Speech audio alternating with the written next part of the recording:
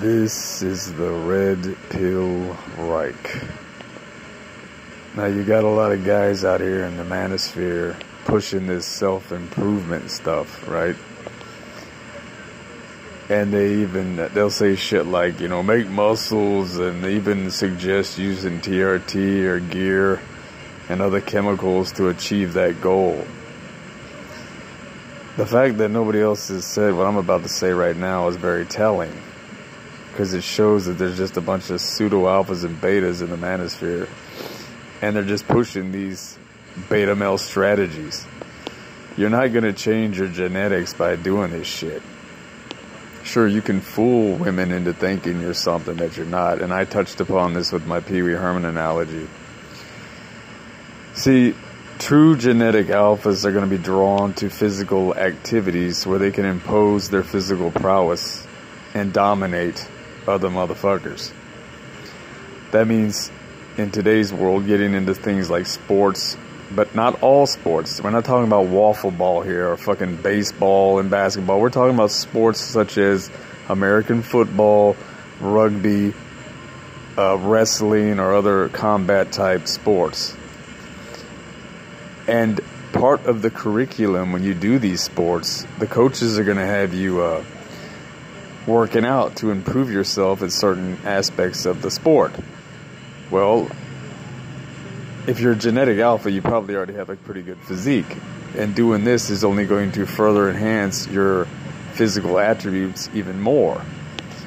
This is very much different than a guy who just grabs a couple of weights, does a few exercises, and then he stands in front of the mirror for 30 minutes flexing to see if any improvement occurred. That guy's doing that for female validation. This is beta shit. Okay, pseudo-alpha craps. All these guys preaching Mog Max and do TRT. These are beta male motherfuckers. And most of the manosphere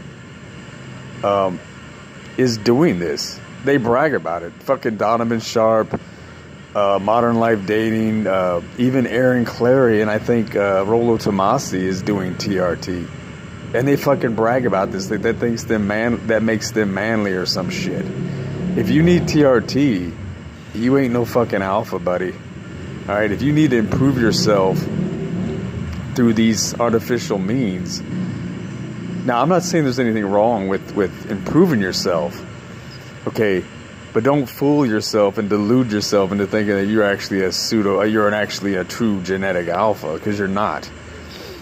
And this coincides with my Pee Wee Herman analogy. I mean, Andrew Tate would be a perfect example of this, okay? A lot of these guys. Now, I don't know if he ever used TRT or not, but most of these guys out here in the manosphere have, and they brag about it. And any other form of gear. A lot of fitness influencers are doing this. This is not alpha male shit, dude. It's like if all the mixed martial arts masters and trainers decided they're only going to teach handicapped people. Well, eventually the handicapped people will be kicking the normal people's asses.